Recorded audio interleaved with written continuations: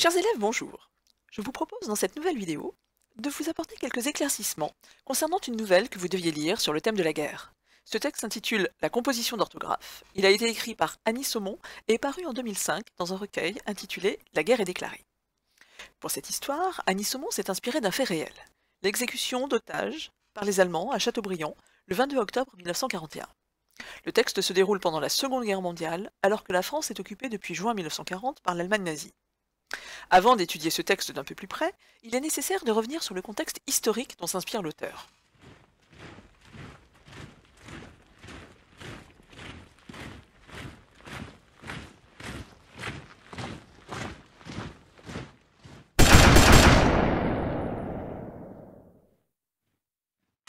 Le 22 octobre 1941, à Châteaubriand, des otages, tous engagés dans la lutte contre l'occupant, furent exécutés par les nazis avec l'aide du gouvernement de Vichy. Il y eut 27 victimes. Le même jour, 21 otages furent exécutés à Nantes, et le lendemain, 50 autres, au camp de Souges, près de Bordeaux. En 2 jours, 98 personnes périrent, assassinées par la politique de répression que les nazis avaient mise en place contre les tentatives d'opposition de la population française. Ces exécutions massives et sommaires intervenaient après plusieurs actes de résistance. Le déraillement provoqué d'un train sur la ligne Rouen-Le Havre, le 19 octobre, puis l'exécution du lieutenant-colonel Karl Hotz à Nantes, le 20, et enfin, celle du conseiller militaire Reimers à Bordeaux, le 21. Ces représailles sanglantes étaient destinées à instaurer la terreur dans tout le pays et à dissuader la population française de mener des actions contre l'occupant. Dès 1940, les nazis firent en effet de la pratique des otages un aspect majeur de leur politique répressive et rédigèrent le 30 septembre 1941 une ordonnance appelée Code des otages. Était susceptible de devenir un otage toute personne arrêtée par les autorités allemandes ou les autorités françaises, quel qu'en ait été le motif. Les syndicalistes et les sympathisants communistes étaient le plus souvent visés par ces arrestations. Tout Français mis en état d'arrestation était donc susceptible d'être exécuté en représailles d'un acte de résistance à l'occupant. Le nombre d'otages fusillés était défini en fonction de la gravité de l'acte commis. Ainsi, une directive du chef du haut commandement de la Wehrmacht, datée du 16 septembre 1941, stipulait qu'il fallait exécuter entre 50 et 100 otages communistes pour chaque soldat allemand tué. Les nazis entendaient ainsi semer la terreur en punissant de manière radicale la population et en la divisant. Chaque Français, par ses actes, était susceptible de nuire à l'autre, puisque n'importe qui pouvait être puni en représailles des agissements de son voisin. Les nazis entendaient marquer les esprits par ces exécutions. Ainsi, parmi les otages fusillés ce 22 octobre à Châteaubriand, se trouvait le jeune Guy Moquet, âgé de 17 ans. Il avait été arrêté en octobre 1940 pour avoir distribué des tracts et inscrit sur les murs des slogans contre l'occupant. Si les nazis choisirent délibérément un otage si jeune, c'était pour montrer leur détermination et pour montrer qu'ils étaient impitoyables envers tous ceux qui distribuaient des tracts, quel que fût leur âge. Mais abattre un si jeune militant a surtout eu pour effet de choquer la population française. Guy Moquet est ainsi passé dans l'histoire comme un symbole des héros et des martyrs français de l'occupation allemande. Les mesures de répression mises en place par le régime nazi, loin de dissuader la population, renforcèrent au contraire les actes de résistance. L'affiche publiée un an après le massacre montre que ces hommes, loin d'être considérés comme des traîtres à la nation, sont érigés en héros de la lutte contre l'occupant. Ainsi, Annie Saumon, dans la composition d'orthographe, s'inspire de cette politique des otages, fer de lance de l'occupant nazi pour soumettre la population française. Elle reprend les termes de l'affiche qui avait été placardée sur les murs des différentes villes de France avant que ne soient exécutés les otages de Châteaubriand. Elle la place au centre des préoccupations des personnages de cette histoire. Tous y font au moins une fois référence. Les enfants, l'institutrice, le photographe. Elle accapare les esprits et sème le trouble. Les mots qui la composent résonnent dans l'esprit de chacun, plus particulièrement dans l'esprit du photographe qui a une décision importante à prendre. Ce texte met en scène un homme ordinaire qui se trouve obligé de prendre une décision importante dans un contexte de guerre. Il est rattrapé par l'histoire avec un grand H. Qu'il le veuille ou non, il devra jouer un rôle qui aura des conséquences sur ses concitoyens. Quel que soit son choix, sa responsabilité est engagée. Et d'ailleurs, y a-t-il vraiment de bons choix? C'est ce dilemme qui se joue dans l'esprit du personnage qui est au centre de cette histoire. Étudions cette nouvelle d'un peu plus près. Nous verrons dans un premier temps quelles informations nous sont apportées par l'incipit, et dans un second temps, ce qui se joue dans l'esprit du personnage principal de ce texte.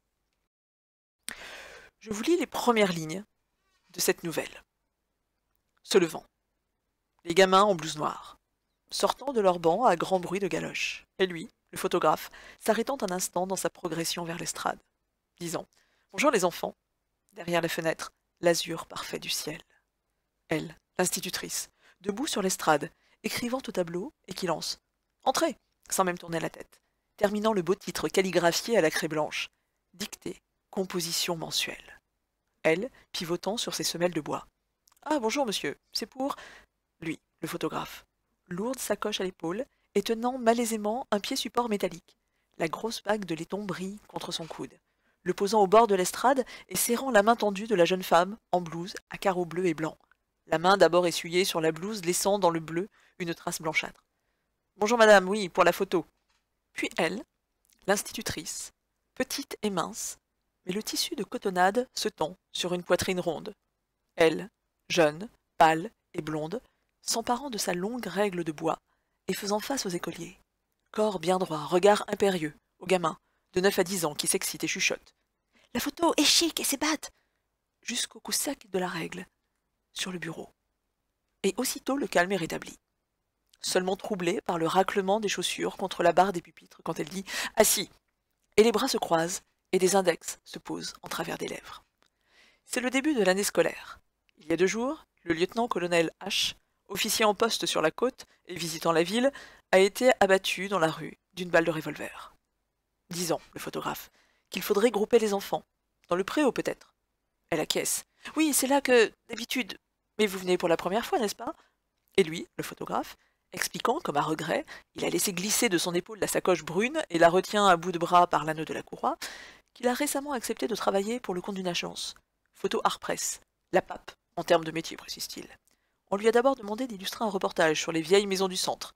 Il est allé place du marché, disant oui, que ce jour-là, l'éclairage était superbe, ne disant pas que ce jour-là était le jour de l'attentat. Voyons le texte d'un peu plus près. Ce texte d'Annie Saumon est un texte, il faut bien le reconnaître, compliqué. L'Incipit dévoile le style de l'auteur, un style qui joue avec les codes et qui présente des difficultés pour le lecteur à se repérer dans les phrases. Ce sont souvent des phrases non verbales. Voyons le début. Se levant, les gamins en blouse noire, sortant de leur banc avec des galoches. Des difficultés pour le lecteur à se repérer dans le temps. Les verbes sont souvent au participe présent. Des difficultés aussi à comprendre qui parle, parce que le discours direct n'est pas marqué par la ponctuation du dialogue. Tous les styles de discours rapportés sont représentés. Discours direct, discours indirect libre, tous se fondent dans la narration. L'Incipit suppose par ailleurs une forte implication du lecteur. Rien ne lui est donné. En effet, ce début est un début in medias res. L'histoire a déjà commencé quand nous commençons à lire le récit. Nous prenons l'histoire en cours de route. Rien ne nous est présenté. C'est à nous de comprendre où et quand se passe l'histoire. Qui sont les protagonistes? Le lecteur a tout à construire. Le narrateur n'expose rien. C'est au lecteur de déduire les circonstances du récit, les situations, ce qui se joue entre les personnages, ce qui se joue chez les personnages eux-mêmes. La part d'implicite est très importante dans ce récit. Pourtant, un certain nombre d'indices nous permettent de reconstituer le cadre de cette histoire. Les champs lexicaux, dans le premier paragraphe, jouent à ce titre un rôle important. Les termes se lever, gamin en blouse noire, banc, estrade, les enfants, tous ces termes renvoient au champ lexical de l'école. Mais pas à n'importe quelle école.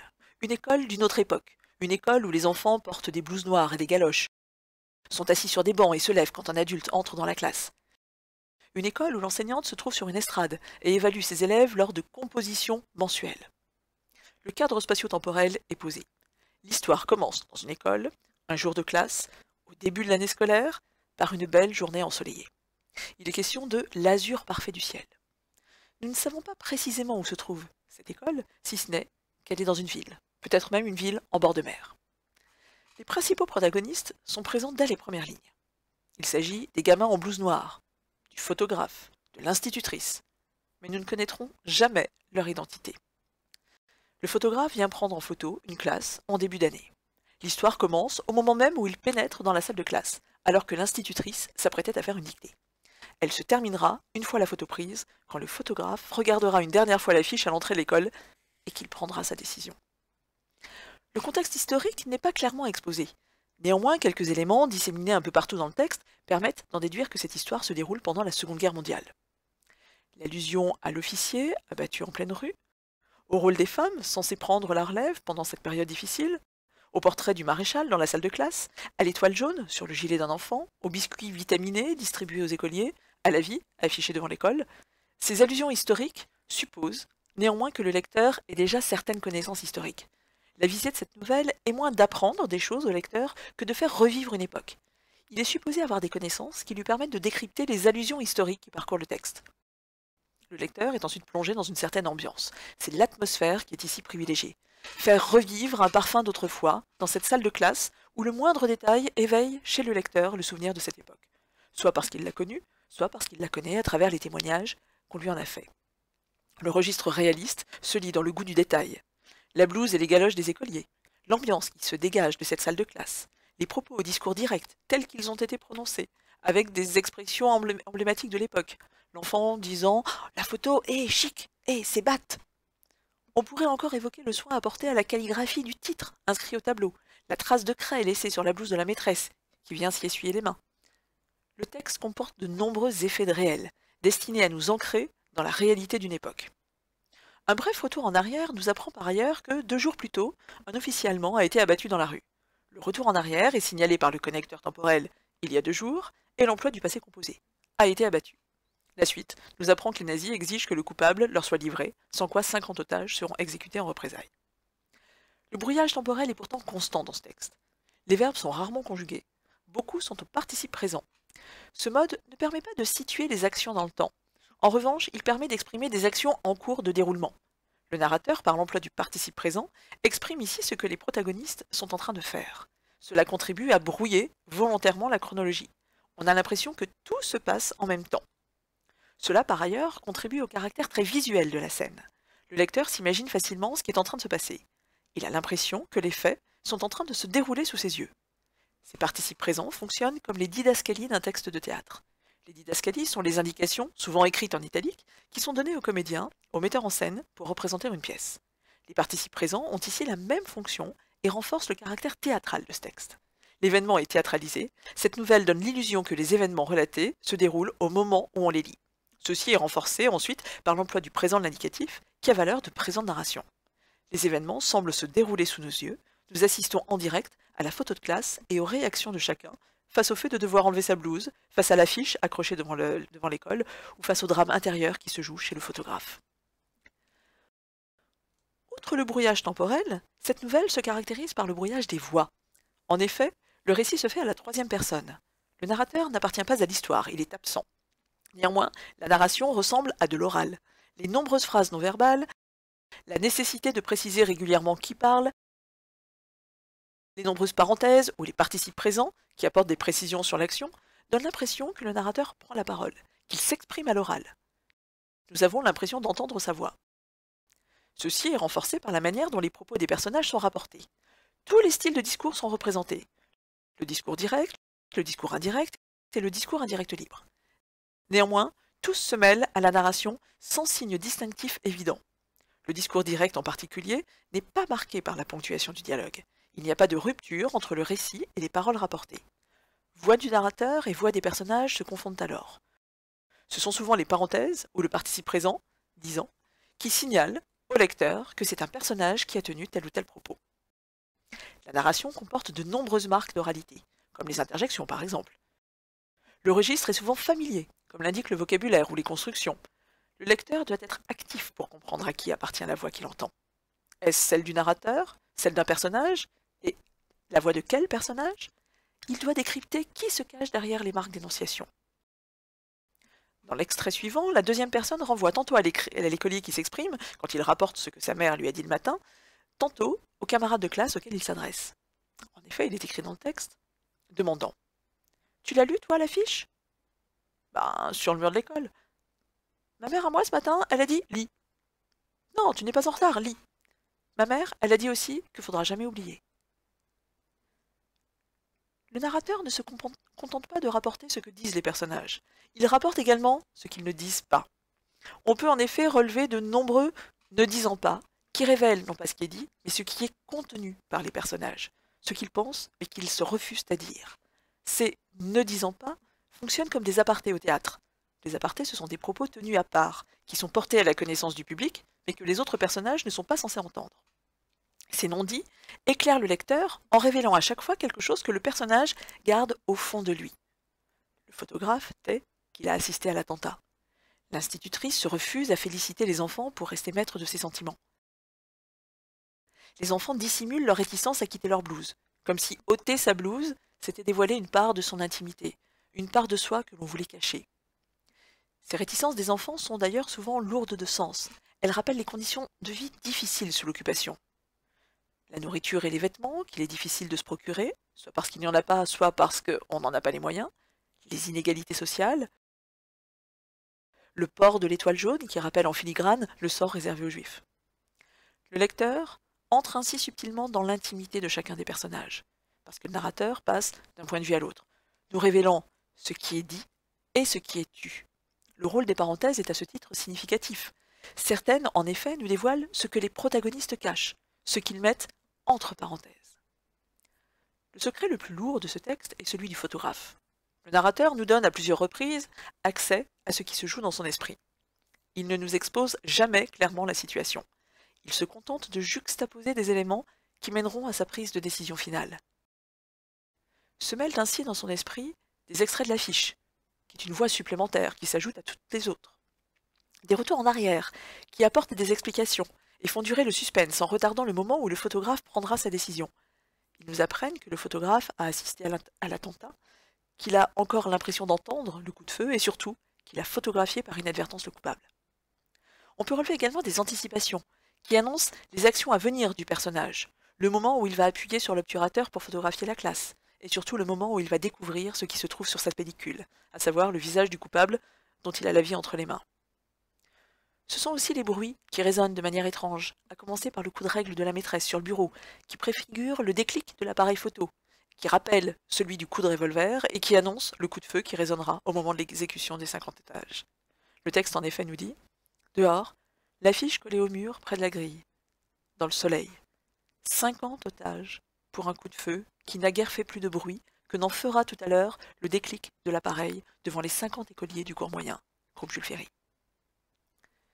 Le narrateur assimile le coup de feu au déclic de l'appareil photo. La comparaison montre la similitude des deux actions. Appuyer sur le bouton de l'obturateur, c'est comme appuyer sur la gâchette. Le photographe sait qu'il a le pouvoir de sauver ou d'anéantir 50 vies. Le nombre 50 prend d'ailleurs une signification particulière. Il revient comme un leitmotiv. 50 otages, 50 enfants. On relève en effet dans le texte, sous le préau, 50 enfants à présent tous en place, tendus dans l'effort de rester immobiles. 50 visages, au sourire crispé, attention, pas de grimace. 50 enfants, bras croisés ou ballants. Au deuxième rang, un seul tient le bras droit replié sur la poitrine, cachant mal quelque chose épinglé au chandail. L'anaphore du nombre 50, c'est-à-dire la répétition en début de phrase d'un même élément, traduit l'obsession du photographe. Il pense à l'attentat, aux 50 otages, aux 50 enfants, à la photo du coupable qui est dans son appareil. Les idées se bousculent dans sa tête. Le narrateur ne le dit jamais, mais il le suggère. Et si les 50 enfants devenaient les 50 otages? Le lecteur n'en est que plus accablé. Il connaît certains de ses enfants puisqu'il a partagé leurs pensées, des pensées innocentes, des pensées d'enfants victimes de la guerre et de ses conséquences. Le photographe est partagé entre ce qu'il a vu et ce qu'il doit faire. Soit il livre la photo du coupable et il sauve ainsi 50 otages, soit il la détruit et il est responsable de l'exécution de 50 personnes. Mais livrer le coupable, c'est aussi être responsable du démantèlement de tout un réseau de résistants. C'est d'une certaine manière retarder la fin de la guerre. Aucun choix n'est satisfaisant. À la fin du texte, le photographe détruit sa pellicule en ouvrant le boîtier et en faisant entrer la lumière. Cette lumière qui illumine cette journée depuis le début du texte. Il a finalement pris sa décision. Une décision qui n'est en rien assurée, qui se fait d'un geste hâtif et maladroit. J'espère que cette étude vous aura plu et que vous apprécierez davantage encore le texte d'Amy Saumon, la composition d'orthographe.